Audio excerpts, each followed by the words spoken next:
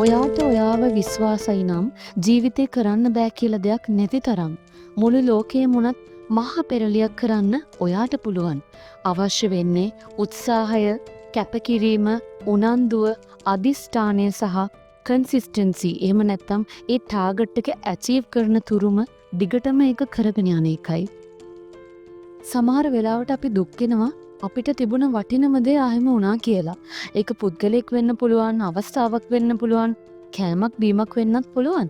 සමහර වෙලාවට ඒ අහිමි වීමෙන් පස්සේ ඔයා හිතපු නැති විදියට ඊටත් වඩා රසත් ගුණත් දස ගුණයකින් විතර වැඩි රසම රස කෑමක් ඔයාට ලැබෙනවා.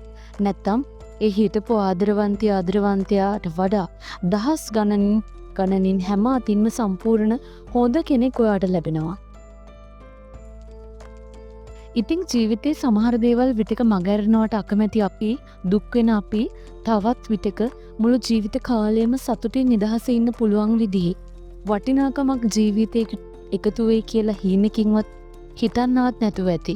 ඉතින් ඒකයි කියන්නේ පමාවියා වසන්තේ සුන්දරයි කියලා.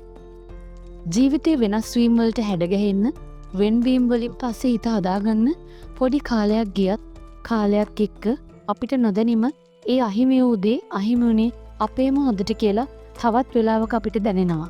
ඉතින් ඒ හැම වෙනස් වීමක්ම, හැම අහිමි වීමක්ම උපේක්ෂාවෙන් බාර ගන්නත්, ඒවාට බිය නොවි මුහුණ දෙන්න තරම් අපි ශක්තිමත් වෙන්න ඕනි, හිත ශක්තිමත් කරගන්න ඕනි. අද වෙද්දි සමාජයේ ඉහළට ගිය අය එක රැයින් දියුණුුනේ නැහැ. සමහර වෙලාවට අවුරුදු 6-7ක් යන්නේ නැති. ජීවිතේට අභියෝග, දුක්ඛම් කටළු බාධක එන්න තරමට තමයි ඒක රසවත් වෙන්නේ. එතකොට තමයි පවුලේ ආදරය, බැඳීම් මේ හැමදේම ශක්තිමත් වෙන්නේ. all is well. හැම දෙයක්ම වෙන්නේ හොඳට කියලා අපි අපේ හිත හදාගෙන දුර ගමනක් යමු. ඔයාට ජයෙන් ජය.